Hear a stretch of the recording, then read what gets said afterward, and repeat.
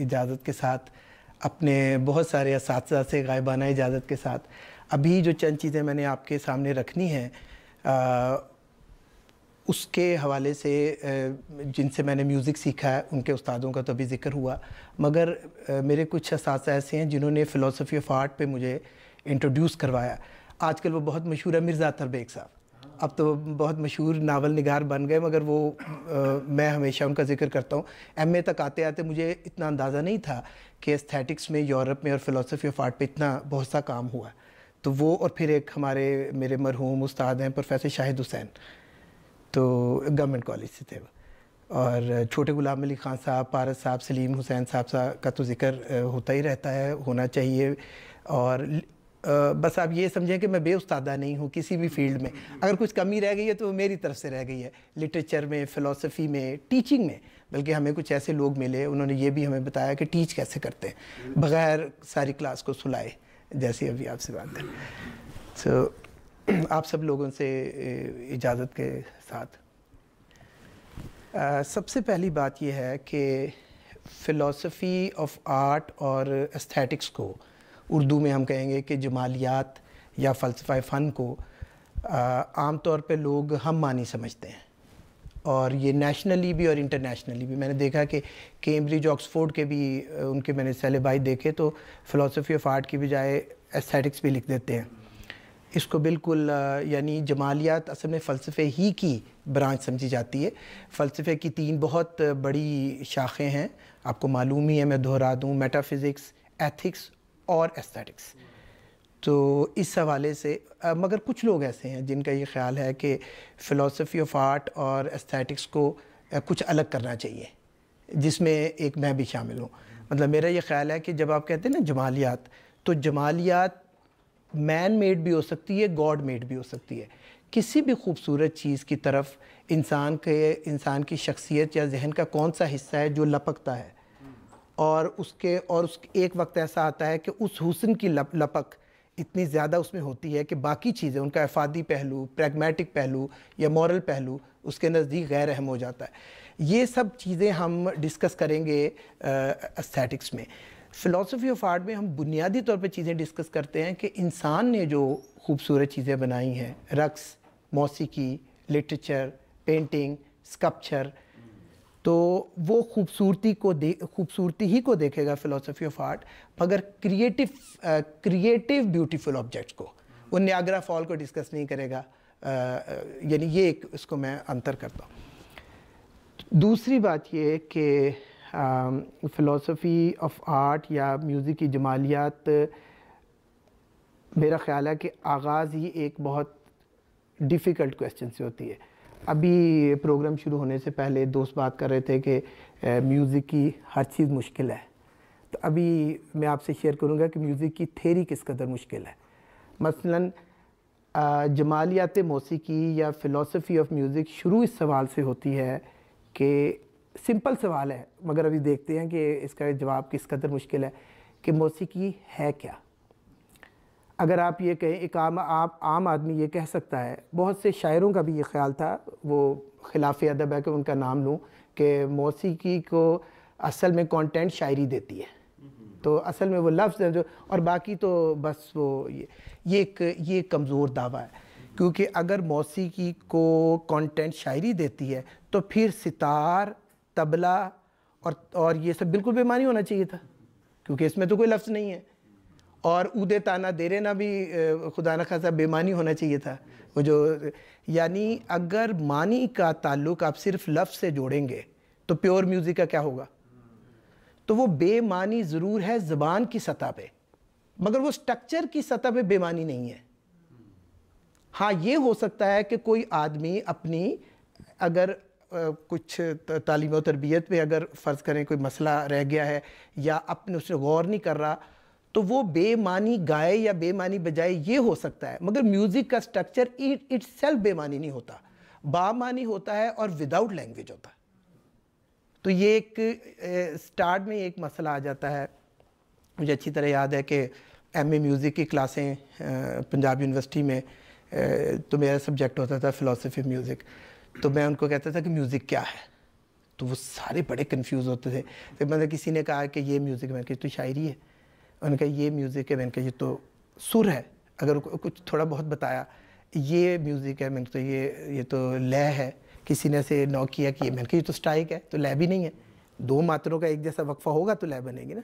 आप यूँ एक तबले पे हाथ मार के कहें ये लय है, तो ये इवन मात्रा भी नहीं है, ये एक स्ट्राइक है।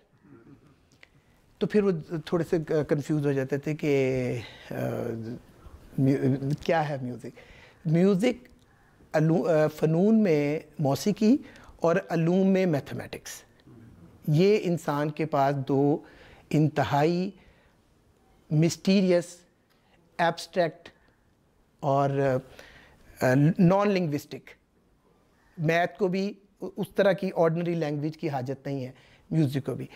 तो म्यूज़िक और मैथमेटिक्स दो ऐसी प्योर एब्स्ट्रैक्ट चीज़ें हैं कि अक्सर जो प्रैक्टिशनर होता है, हमारा चलता रहता है, मेरे बहुत सारे दोस्त थे गवर्नमेंट कॉलेज के ज़माने में, वो बहुत अच्छे थे मैथमेटिक्स में, और वो बड़ी बड़ी देर वो क्योंकि वो भी इंट्यूटिव है म्यूज़िक की तरह, तो वो बहुत लंबे क्वेश्चन करते थे। तो मैं उन्हें तंग ये कह के करता था कि ये कर क्या रहे हो, तो वो जवाब नहीं दे पाते थे, बस हो रहा है, तो ये क्या है। तो मोस्टली म्यूजिशियन पूछे ज़रा, पाकिस्तान में तो बहुत ही बुरा हाल, मतलब ये है कि अच्छा इसमें मैंने समझता हूँ कि कुछ चीज़ें नेचुरल भी हैं। मतलब मैं ये समझता हूँ कि अगर आप किसी बहुत बड़े फ़नकार से को कहें कि म्यूज़िक क्या है या म्यूज़िक का फ़लसफ़ा क्या है, तो मेरा ख्याल है वो यही कहेगा, और कहना भी चाहिए कि भाई भैया मुझसे तो गवा लो, या गायकी के मुतालिक कुछ पूछो, या मैं गा के बताऊँगा, या कुछ गायकी के पूछ लो। तो ये मुझसे तो मैंने थोड़ा सा गौर किया कि हमारे ट्रेडिशनली पाकिस्तान में जो हमारे बड़े लोग हैं, तो क्या ये मुझे एक शौक़ था शुरू से, तो क्या ये क्वेश्चंस जो कि यूरोप के फ़लसफ़ियों को, हाँ मैं चंद एक नाम लूँगा ताकि आपको इंटरेस्ट हो तो आप ख़ुद पढ़ें, फिर बात करेंगे दोबारा, और मैं हत्तुल इम्कान कोशिश करूँगा मैं कि टर्में वगैरह ना बोलूँ, टर्मिनोलॉजीज़ अगर बोलूँगा तो मैं एक्सप्लेन करूँगा, क्योंकि ये हमारा बिल्कुल पहला ये तो बड़ा लंबा चौड़ा काम है और डिफ़िकल्ट भी है, मगर एक बिल्कुल एक हमारा स्टार्ट। मेरे जहन में ये था कि हमारे यहाँ जो घराने ख़ास तौर पे इतना अच्छा काम कर रहे हैं, तो क्या उनके जहन में कहीं ना कहीं ये क्वेश्चन कैसे हो सकता कि ना आए हों कि मौसीकी है क्या, सुर क्या है। एक ख़ास फ्रीक्वेंसी पे आवाज़ें जब तय कर ली जाती हैं तो वो इतना ह्यूमन इमोशंस को कैसे वो कर रही हैं मुतासर, कुछ भी नहीं है साउंड वेव्स के अलावा, और कुछ भी नहीं है एक स्ट्रक्चर के अलावा ये तबले की सतह पे। तो उससे मैं हंस भी पढ़ता हूँ, मैं रो भी पढ़ता हूँ। और अगर आप म्यूज़िक में ज़्यादा डिसिप्लिन है तो आप कई दफ़ा लफ्ज़ सुन ही नहीं रहे होते, और सितार में तो क्या लफ्ज़ होगा और उसमें क्या होगा, वो भी आमतुन्नास के लिए है कि अगर नई म्यूज़िकलिटी की समझ आ रही है तो शायरी तो कम से कम समझ आ रही है ना। ये मैंने कई जगह पे देखा है। इस्लामाबाद में एक महफ़िल थी, मैं बड़ा लकी हूँ कि पहले मैंने गाया और बाद में मैडम फ़रीदा ख़ानम ने गाया बहुत साल पहले। तो वो अब जब आलाप कर रही थी तो मुझे यही समझ आ रही थी कि लोगों को कुछ नहीं समझ आ रही थी, तो वो मगर जब वो अंतरा उठाती थी तो शायरी पे दाद देना शुरू हो जाते। तो ये एक बैड कॉम्प्रिहेंशन है मौसीकी की कि उसकी जो एब्स्ट्रैक्शन आलाप है उसमें आप सर खुजाएं, तो फिर वो जब कह दे नारवा कहिए तो आप दाद देना शुरू हो जाए। मगर इस तरह बहुत होता है उनके केस में, क्योंकि वो लफ्ज़ों को छोड़ के तो फिर आलाप से कमाल कर रही होती है, और वो फिर एक स्ट्रक्चर है, फिर वो नॉन लिंग्विस्टिक है, फिर वो ज़बान की सतह पे बज़ाहिर बेमानी है, मगर उसकी एक ख़ास मानवियत है जो कि आम आदमी के लिए समझना मुश्किल है। मेरे जहन में ये था कि ये ट्रेडिशनल जो हमारी है ओरिएंटल लर्निंग, और उसमें जो म्यूज़िक होता है, तो वो असातिज़ा क्या इसको नहीं सोचते या क्या करते हैं। तो उसके लिए मैं रेफरेंस से बात करूँगा तो कि उस पर मैंने कुछ काम किया। मसलन एक दफ़ा बहुत साल पहले मेरे घर तशरीफ़ लाए रज़ा अली ख़ान साहब, जो पाकिस्तान कई दफ़ा आए हैं, तो एक दफ़ा हुआ है तो पारस साहब उनको लेके हमारे पास भी आए, यहाँ भी गए जब मैं पहली दफ़ा यहाँ आया। तो वो बात कर रहे थे पारस साहब के साथ, मैंने सिर्फ उनको ओवर हियर किया, मगर वो मैं अभी आपके साथ बयान कर रहा हूँ, मैं हो सकता है कभी लिख भी दूँ, उनको पता होगा, उन्होंने कही है ये बात। तो वो कहने लगे कि पारस साहब को कहने लगे कि पारस साहब मैंने देखा है कि जब मौसीकी पे लोग लिखते हैं तो या तो वो हिस्ट्री शुरू कर देते हैं गायकों की या अपने ख़ानदान की हिस्ट्री। जब आप बताएंगे कि हमारे दादा परदादा नाना परनाना ये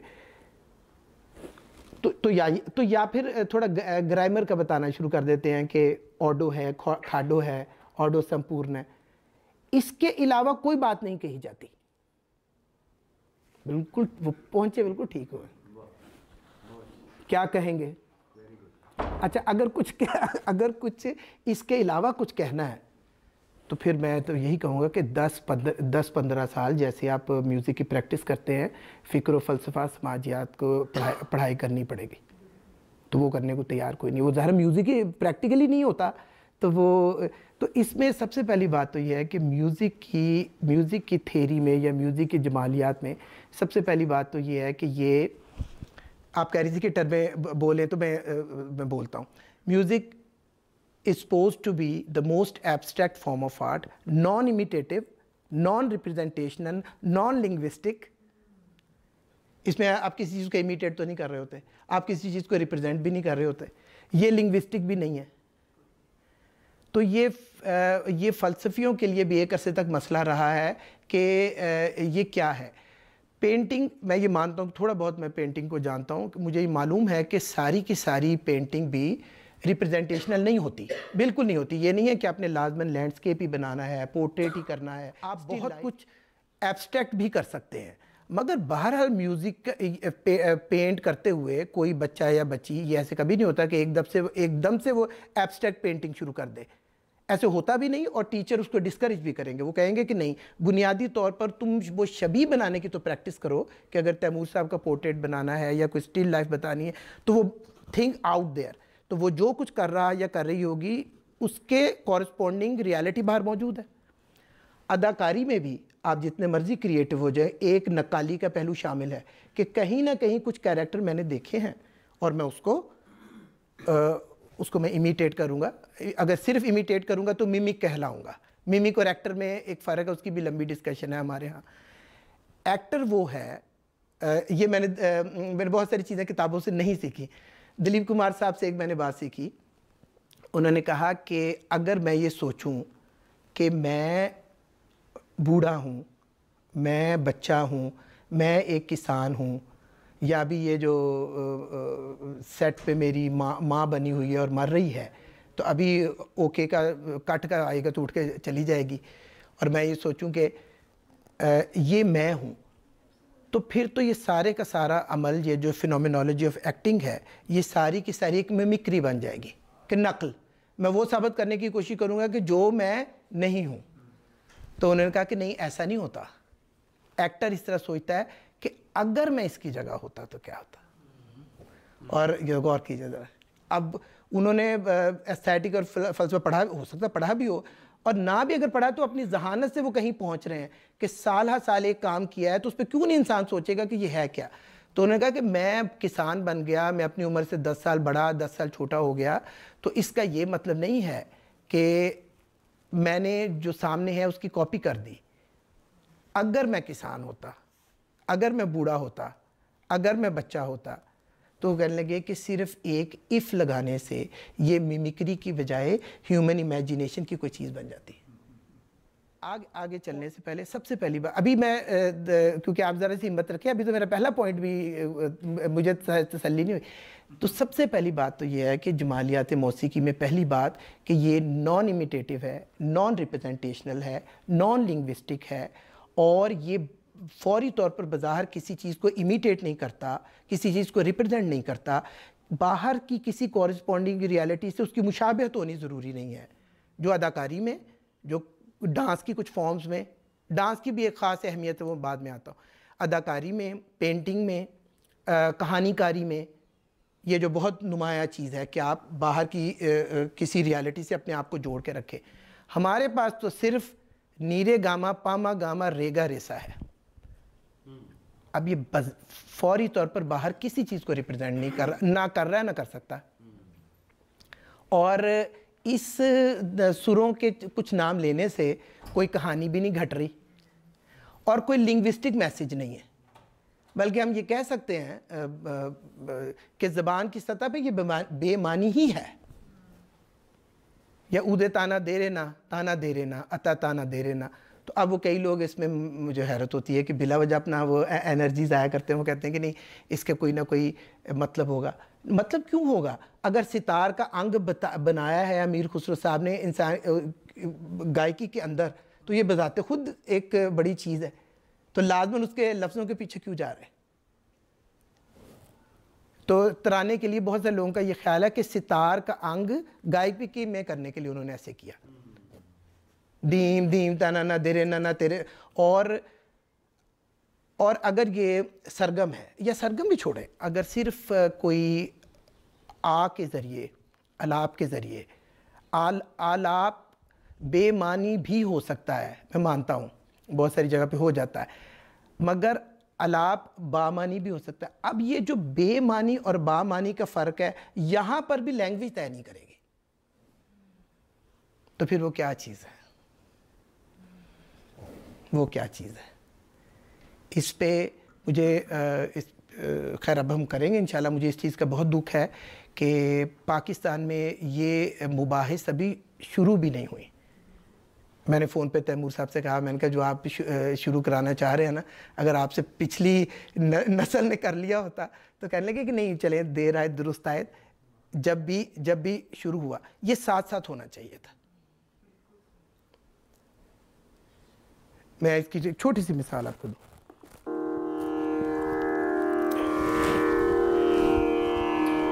इसमें कुछ लफ्ज़ हैं मगर आप उसको छोड़ दें।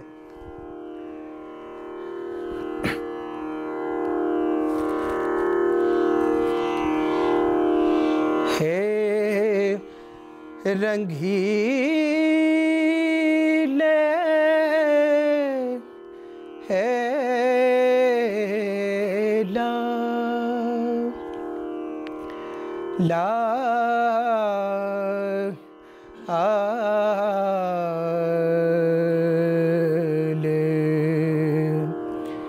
रैन बेदा हो वना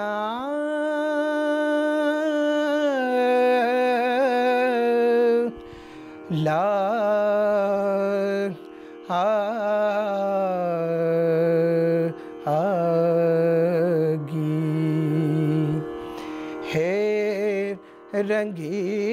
रंगीले हेला।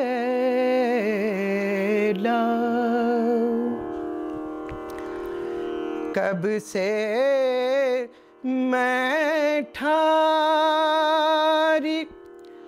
सूझत नाही,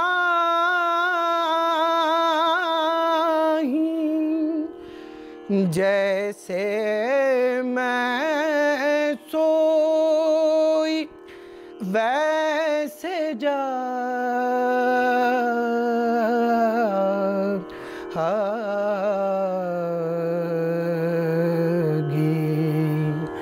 हे रंगीले हेला।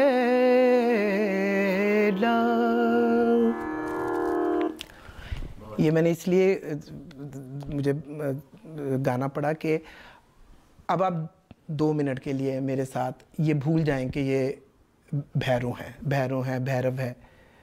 हमने एक नाम रखा है, ठीक है, भैरवी है, और उसकी एक मशहूर अस्थाई है, और उसमें जाते हुए कितने सुर आते हुए। ये पहली सतह अगर टेक्निक की है कि भी आपके सुर ठीक लगे, वह तो एक सांस चढ़ रहा था, मैंने जैसे भी एक बात करते करते किया। और दूसरी सतह ग्रामर की है कि भी इसमें जाते कितने सुर आते। मगर ये बिल्कुल दुरुस्त है और ये इब्तदाई ज़रूरी सतह हैं, मगर इस सतह से अगर आप नहीं उठेंगे तो मेरा नहीं ख्याल कि आप बड़े फ़नकार बन सकेंगे। मुझे ये लगता है मेरी नाकस राय में कि ये चूँकि इबादत का राग है, तो आप गौर करें कि सारी की सारी अस्थाई आपको एक ही नुक्ते पे मरकूज कर रही है। It is meditative. इसको अगर कोई बहुत वो करे तो वो हमें लगता है कि तौहीन हो रही है राग की और एक इबादत के राग की। ये मेडिटेटिव है और इसका कुछ मराकबे से ताल्लुक़ महसूस होता है और पूरी फोकस कर रही है अस्थाई एक नुक्ते पे, और वो नुक्ता क्या है वो हमें मालूम है। ये वही नुक्ता है जिसके बारे में बुल्ले शाह ने कहा कि एक नुक्ते विच गल मुकदी है, एक नुक्ते विच गल मुकदी है। फड़ नुक्ता छोड़ किताबां नूं, फड़ नुक्ता छोड़ हिसाबां नूं। और ऑथेंटिक और इनऑथेंटिक अस्थाइयों का मेरे उस्तादों ने बताया, वो मैंने ले ली, वो बात आपसे शेयर कर रहा हूँ कि ऑथेंटिक जो अस्थाइयाँ होती हैं ना, उसमें लफ्ज़ जितने भी वो बेमानी नहीं होते। अब ये देखिए यहाँ पे कहा जा रहा है रंगीले लाल। रंगीले लाल तैमूर साहब कृष्ण जी को कहते थे। तो राधा जो वन ऑफ द गॉडेसेस हैं हिंदू भाइयों की, और कृष्ण जो उनके वन ऑफ द गॉड्स हैं, तो राधा कृष्ण को रंगीले लाल को कह रही हैं कि लोगों के, अब ये शायरी की क्या सत्ता है कि लोगों के लिए दिन चढ़ गया है, मेरे लिए नहीं चढ़ा, मैंने तुझे देखा जो नहीं है। तब से मैं ठारी, ठारी वेट करना, ठाड़े रही हो ना, वेट फॉर मी। कब से मैं ठारी सूझत नहीं, जैसी सोई वैसी जागी। कि लोगों के लिए दिन चढ़ा है, मेरे लिए रात है क्योंकि मेरे तेरे दर्शन नहीं हुए। तो वो हमारे कई स्कॉलर पंडित हिसाब लगाने के लिए कि अस्थाई कच्ची है कि पक्की है, वो ये भी देखते हैं कि बेमानी लफ्ज़ नहीं होते पुरानी बड़ी अस्थाइयों में। हे रंगीले लाल रैन विदावन होमन लागी, कब से मैं ठारी सूझत नाही, जैसे मैं सोई वैसे जागी। तो ये हो नहीं सकता कि ऐसे ही किसी ने घर बैठ के तो अपना वो कर लिया, ये निकल।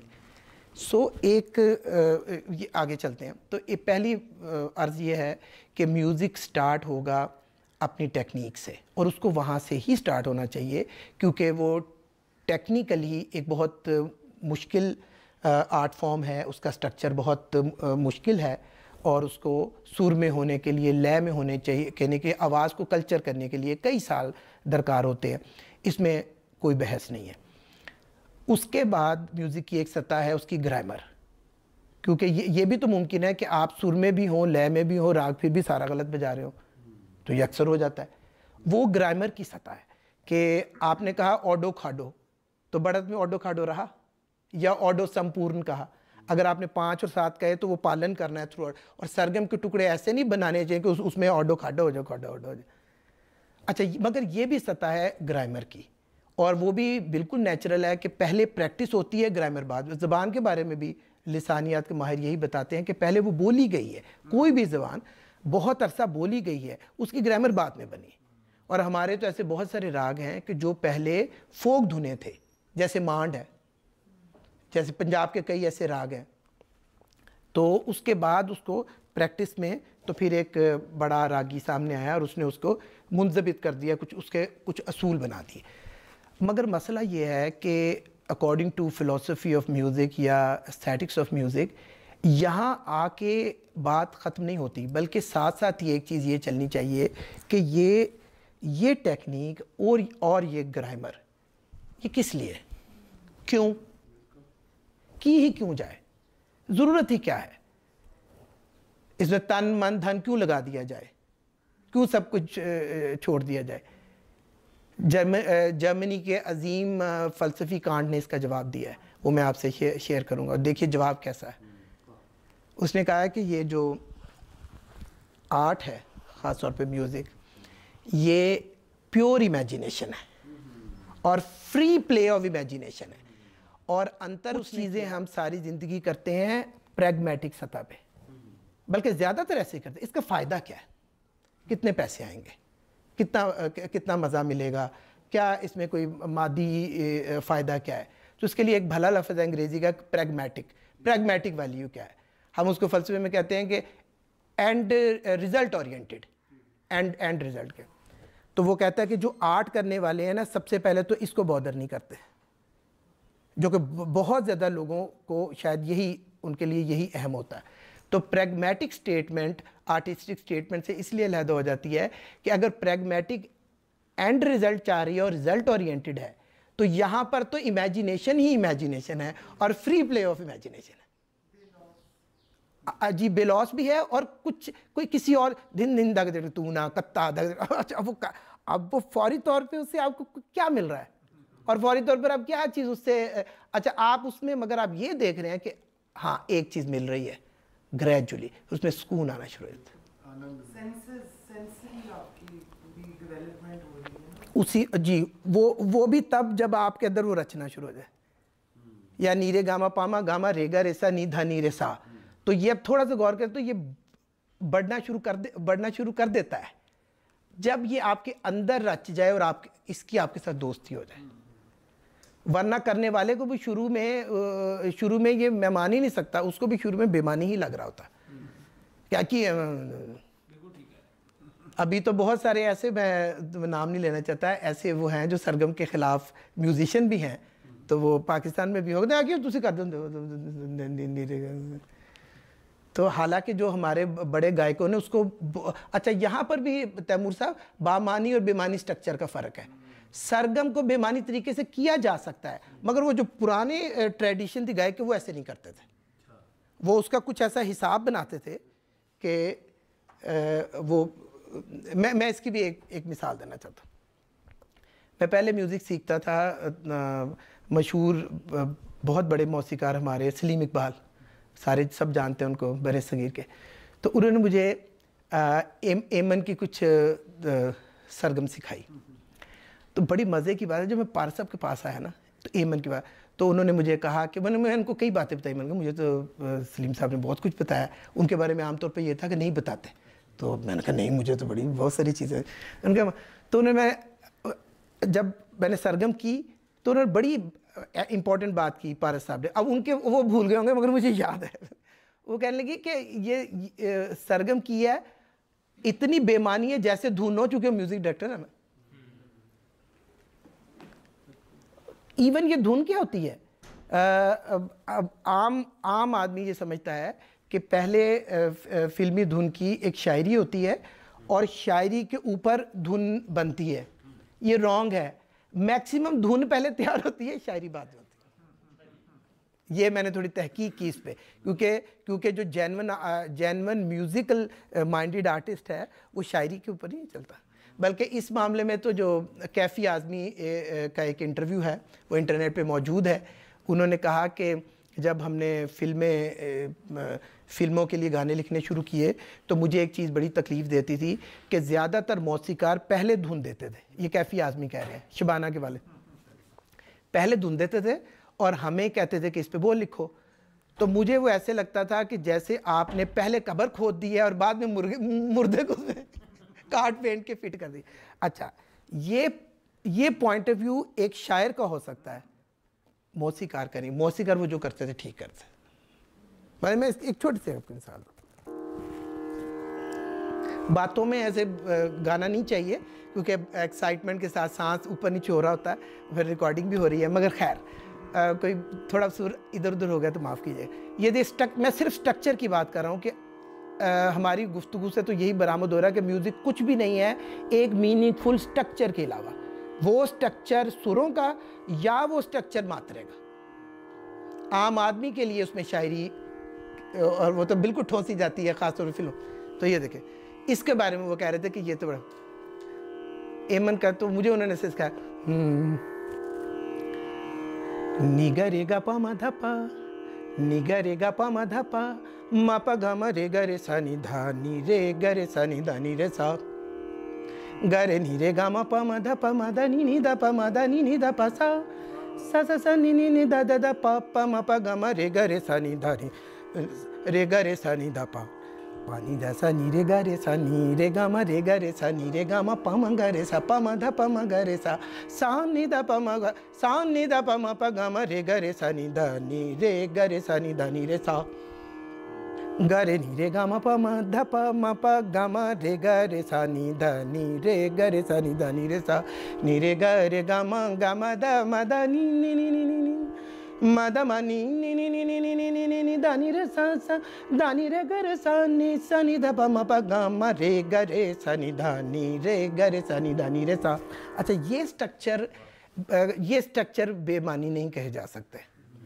वो मैं बता रहा था कि वो जिन्होंने सिखाया वो कंपोज़र थे, और फिर जिनसे बयान किया तो उन्होंने कहा कि हाँ ये तो चूँकि वो खुद आपस में दोस्त थे, तो वो कहने लगे वो चूँकि खुद कंपोज़र थे तो ये बनाए हुए। सुर की सतह पे ये जो स्ट्रक्चर, वो चाहे सरगम को लेके करें चाहे सिर्फ आ को लेके करें, मगर वो सुरों के या इंस्ट्रूमेंटल म्यूज़िक में आप किसी तरह, ये सुरों के कुछ टुकड़े हैं और उनके कुछ स्ट्रक्चर है। ये कहते हुए हैरत होती है, म्यूज़िक इसके अलावा कुछ नहीं है। अगर आप ये कहें कि म्यूज़िक को कंटेंट शायरी देती है तो ये तो ज़्यादती है। सारा इंस्ट्रूमेंटल म्यूज़िक तो फिर इस तरह बेईमानी हो जाएगा। वो सिर्फ आम बंदे तक पहुंचने का एक ज़रिया, वो भी ठुमरी और उसके बाद फिल्मों में इसको बहुत ज़्यादा आम किया गया है फिल्मी म्यूज़िक के तहत। गज़ल वगैरह ठीक है, जिसमें आप दो आचिया है कि अगर नहीं समझ आ रही स्ट्रक्चर की तो शायरी तो समझ रहे हैं ना, तो उसी पे आप दाद दें, चाहे वो बेसुरा हो के ही शेर कहीं जा रहा है। दूसरी बात यह है कि यही तबले के साथ भी है कि तबले के बोल, मैं इसकी एक मिसाल देता हूँ कि अगर कोई तबला नवाज चाह रहा है कि मैं अब स्पीड बढ़ाऊँ, तो उसने जो नीचे नीचे बोल किए हैं वो ऊपर चढ़ नहीं रहे। मैं मिसाल दे रहा हूँ, जो नीचे उसने कहे हैं वो बोल ऊपर नहीं चढ़ रहे, तो उसने कुछ खुद से बोल बढ़ा के तो वो हो सकता है कि तैयारी के पॉइंट ऑफ व्यू से बड़ी अच्छी चीज़ हो, एस्थेटिकली वो मीनिंगलेस है। वो मीनिंगलेस है from the point of view of aesthetics, कि नीचे का जोड़ ऊपर नहीं गया तो वो एक मुजाहरा तो हो गया, मगर यहाँ बात बामानी और बेमानी की हो रही है, बगैर लैंग्वेज के दरमियान में लाए। यहाँ तो ये बात हो रही है, ये इस तरह की बात। अच्छा, इसको मुख्तसर करते हैं। ये बस ये सब मौसीकी का ही है चक्कर। उसकी ग्रामर हो, उसकी चाहे टेक्निक हो, चाहे उसकी थेरी हो, वो टफ़ है और वो टाइम टेकिंग है। खैर, एक ज़्यादा टाइम नहीं है तो एक पॉइंट और बस। और दूसरी बात ये है कि मेरे उस्ताद अल्लाह गरी के रहमत करे, छोटे गुलाम अली ख़ान साहब, एक वो अलहमरा में मैं जाता था, मगर वो फिर उन्होंने बाद में बाकायदा घंटा भी बांध दिया था। वो फॉर्मली रस्मी तौर पर ज़्यादा पढ़े लिखे नहीं थे, मगर उनकी जहानत और उसका आप वो देखें, मैं उन्हें याद भी करूँगा और आपसे उनकी एक बात शेयर करूँ। एक दफ़ा हमें कहने लगे, और इसका मैंने बड़ा फ़ायदा उठाया, कहने लगे सबसे पहले ये देखो कि मौसीकी गाई बजाई कैसे जाती है। तो कहते ये देखो, कई लोग तो ऐसे कर ही नहीं सकते, तो मुझे शुरू से प्रैक्टिस है, तो ये देखिए। कई लोग इसमें बैठ नहीं सकते, मतलब उनको कहते ये देखो, ये कितना योगा के करीब है, आपने गौर किया कभी? किस कदर करीब है। आ गया ना ज्ञान, ध्यान टिकाने वाली बात ही। तो वो हमें तो करके जी बिल्कुल ठीक है। फिर कहने लगे कि मुझे अच्छी तरह याद है, साइकोलॉजी तो बहुत बाद में पढ़ी, कहने लगे कि अगर कभी सांस चढ़ रहा हो ना, या जहन में हो कि सामने बड़ा आर्टिस्ट से हो जाता ना, या तो कहने लगे कि ये करो। वो खुद भी करते थे, तो नाक से सांस निकाल के। बाद में मुझे हैरत हुई कि हिप्नोसिस वाले सारे ये करते हैं। ये तो वो पहुंचे थे अपने किसी जहानत और साधना से पहुंचे हुए, यूं बैठे, खुद भी ऐसे करते। 3-4 दफ़ा आप सांस पूरा लेकर तो वो ख़त्म हो जाती है एक्साइटमेंट, और वो बेजा जो डर या बिल्कुल वो करके तो हम भी फिर सारे शुरू हुए थे। और ये भी कहते थे कि अस्थाई आस्था से है, कि पहले जम के बैठो तो सही, आस्थान से। और ये बिल्कुल ठीक है। और सलीम हुसैन साहब मेरे दूसरे अजीम शान उस्ताद, वो एक दफ़ा मेरे घर आए, उस जुम्मे को छुट्टी होती थी, मैं सारा दिन उनके साथ गुजारता था, बहुत में लगी। तो कहने लगे कि गाना, ये चंद एक छोटी छोटी बातें मैं कहता हूँ, मैं ज़्यादा टाइम ना लूँ, कि कहने लगे कि अजीब ही उन्होंने बात की। उन्होंने कहा कि ओनी देर किसी नू गाना नहीं आ सकता, नहीं आ सकता, नहीं आ सकता। तो मैं कि जी कितनी देर तक? तो अगली बात सुने, कहने लगे जिन्नी देर तक उन्होंने है ना पता है कि केड़ा केड़ा उस तो चंगा है। ओह, अब ये सेल्फ निगेशन, अब ये चीज़ें बाद में डिस्कशन बाद में बनती है, पहले तो किसी शदीद प्रैक्टिस से और लगाव और साधना से। अच्छा, तो मैंने काफ़ी होशियार था, छोटा सा था अलग, तो मैंने कहा उस्ताद जी ये तो बड़ा मुश्किल है, इतने तो सारे यही जोर लाते रहते हैं कि मैं उस तो चंगा, उस तो चंगा। तो उन्होंने फिर एक गाली दी थी जो मैं यहाँ नहीं दे सकता, तो कहने लगे ऐसे करके ना किसी को गाना आंदा ना बजाना आंदा। तो मैंने उनको कहा, कहते पहले ये तय करो कि केड़ा। अच्छा, ये सेल्फ निगेशन है, ये नफ़ी है, जिनको सूफिया कहते हैं कि निगेशन ऑफ द सेल्फ। आप यूं बैठे, ध्यान टिकाएं, मराकबे को समझें, सांस को अपना दुरुस्त करें और फासद ख्यालात ना होंगे। ज़रूर किसी को गाना सुनाने को तो सांस चढ़ जाएगा या बिला वजह आप डिप्रेस हो जाए। और दूसरा सलीम साहब कहने लगे कि इतना ठहराव होना चाहिए कि 10 मिनट बाद चाहे आपने कोई गाड़ी पकड़नी हो, मगर गाना तब होता है जब आप यूं करके बैठें और आप ये महसूस करें कि मैं सदियों यहाँ बैठूँ। क्या खूबसूरत बात है। अल्लाह।